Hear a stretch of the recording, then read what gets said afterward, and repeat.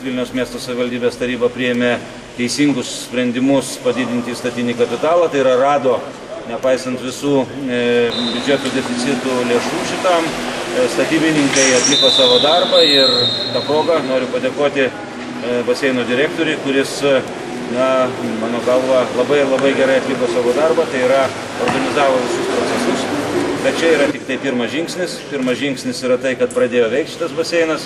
Tie prakaitai, kurie srūva, rodo, kad ventiliacija, kuri nežinau kiek metų neveikia čia ir toliau gadina konstrukcijas, matyt, taip pat reikia rasti lėšų, kad jinai pradėtų veikti.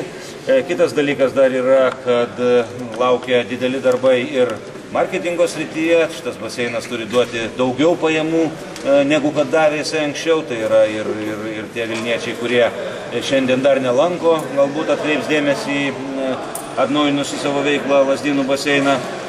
Dar šioje spaudos konferencijoje bus pristatoma trumpai apie perspektyvas, kaip šitą sporto kompleksą plėsti.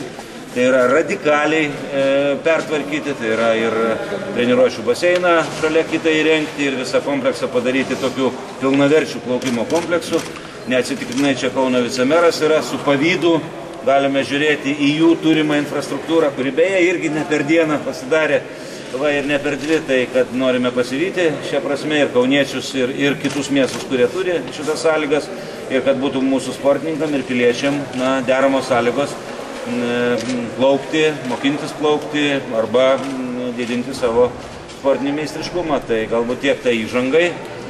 O jeigu mes visi kartu pasidžiaugsime apie tai, kad tas baseinas veikia, tai tiek ir žinių čia, sakoma, džiaugsimės, kad tas darbas, kurį atliko administracija, yra įvertintas.